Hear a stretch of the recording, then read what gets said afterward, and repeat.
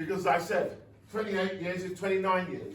We're just trying to keep up. But if I said 20 years ago, during the Manchester 2002 Commonwealth Games, we'd only embarked on a journey that 7 years earlier, as a result of Manchester 2000 Olympic Games bid, a 14-year-old schoolboy was shot dead on the streets of Marseille.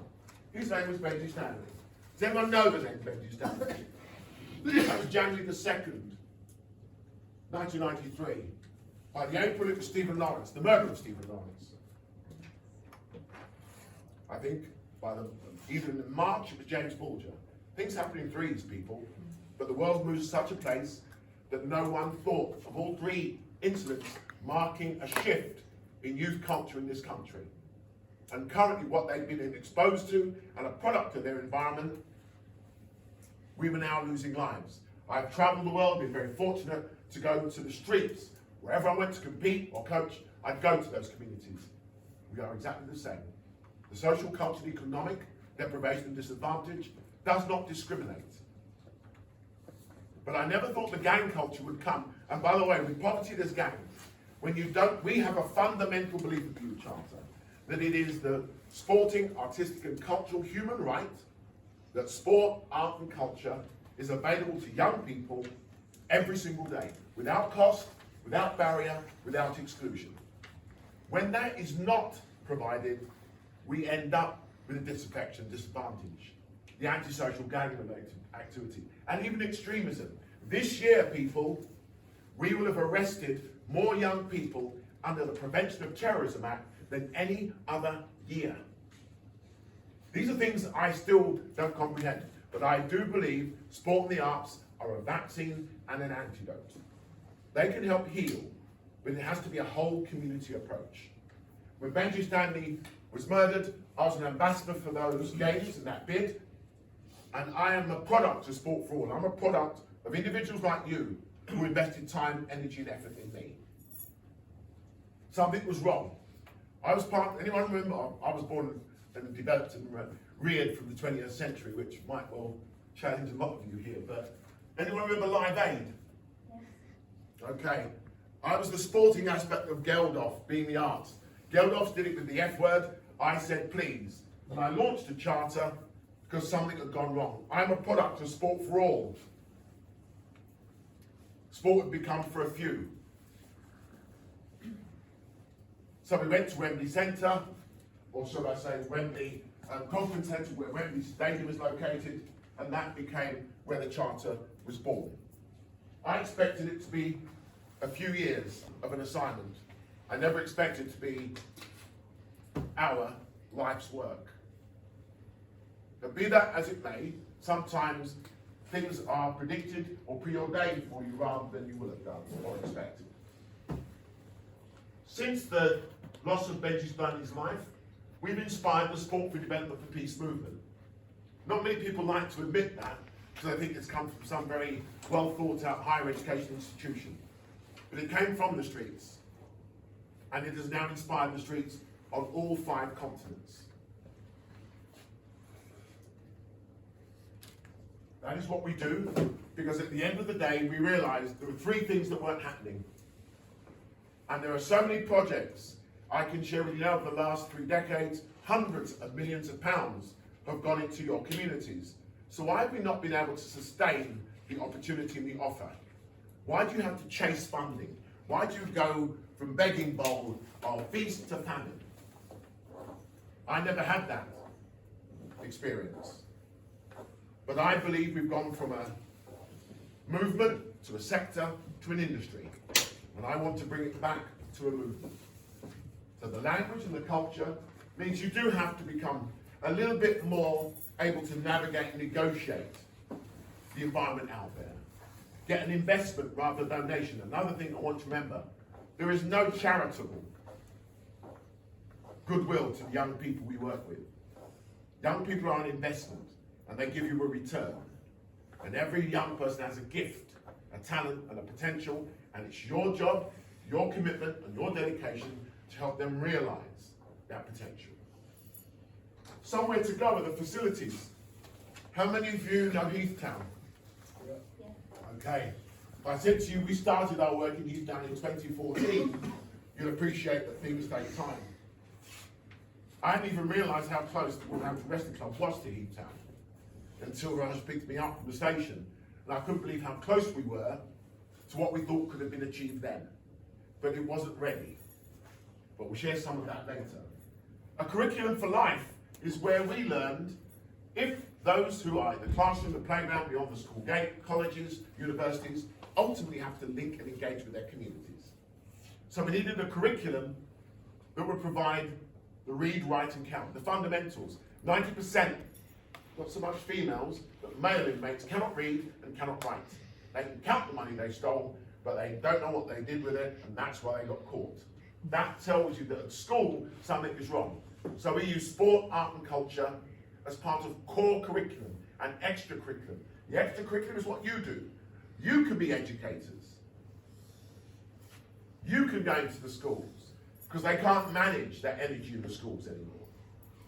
School teachers don't have the respect, and I believe teachers need to be coaches, so they can learn to deal with different styles and different cultures.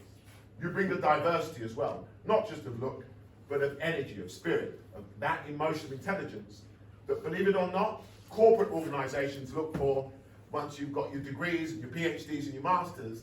All of the corporates I talk to, we want some soft skills, we need some emotional intelligence. We need a degree in common sense. All I have is a PhD in common sense and a growing master's in wisdom. The Social Coach Leadership Programme was something to show them the most critical. Are you aware that the pledge of Birmingham 2022 to increase the sport and physical activity of over 1 million young people and children in the West Midlands alone? In order to do that, you will need up to 3 million social coaches in different spheres of society. Because we have an ambition beyond Birmingham. If there's 1 million in Birmingham, West Midlands, that means if we go to each of the 10 cities, do the multiplication. It's a massive move. So that is what we do.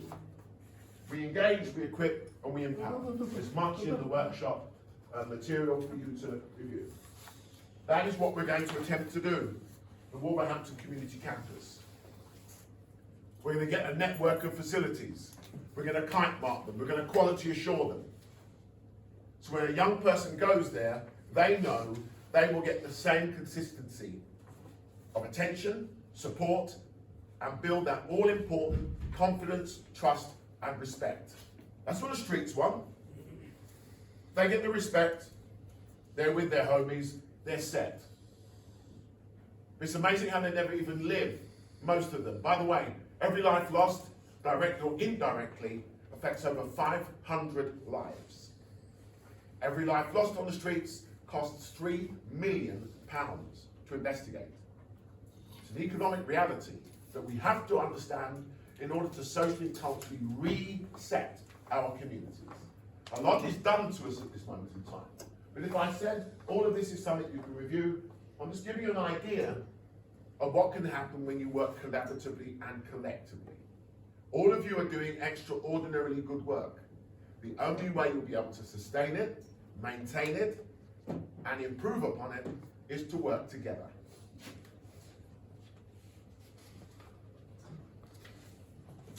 Any questions thus far? And please, you must have questions. Otherwise, the workshop has already succeeded, and you can all get ready to watch England later on this evening. Hugh was far better than I, said, I'm going to get home just before the England game. Who says I want to watch the England game? It's about choice. Everything's about choice and decisions. Oh, by the way, there won't be any more of a patriot than I. Leading a Great Britain team and being world dominant is one of the best highs there can ever be. There is a natural high. It's when testosterone and endorphin kicks in, and it's an out-of-body experience. Don't worry, you read about my book next time. As soon as I've got to share the story. And then you chase the high. So I know what they chase on the streets. If you're a highly addictive personality, that is what you do. And we are all highly addictive. But it depends what our passion is. What's your passion? Music. But you aim to be a rapper. No, thank God for that. I say it's kind of what I'm doing, just benefit the community, improving Wolverhampton as a whole. Okay, do me a favour, I'm not going to remember all your names, but as you tell me, I'm just filtering and storing, and I'll remember as we go. You were talking about some very interesting I parts. like to have seen all the communities. You're a mother of the community. Sorry, Sorry, by the way, I'm already tapped into all of your software. That's the gift I have. I have to be able to do that in order to be able to understand how much you can realise or be enriched or enhanced by that experience. This young lady and I met some months ago, and she had chewed and sung. Oh no. Oh no! Oh yeah! But I click with her more than many of the politicians I've just been with in Westminster. I've got more in common with her than she would have with me than she would ever realise. But I don't have sunbeds. I used to have sunbeds. I did. I used to have sunbeds to get my muscles where they need to be. You'll be amazed what you do when you want to win. You'll be amazed. They used to tell me blacks couldn't swim. When they sow seeds of doubt, I nearly drowned twice and I realised, no, I need to swim. And then I got injured. And I said, if I'm going to win this goal that I have, which is to win another goal, I need to be able to swim. So you do whatever you want to do. Know what your emotional switch is. Take responsibility for it. Your passion, sir. Swimming. It's on my bucket list, but I'm the worst swimmer in my tribe. So I'm going to try. A friend, many years ago, make peace with the water. So I went to the Caribbean, and I saw a load of kids looking like me, swimming miles. I went, well, that wasn't exactly true what they told me. Find out your own truth.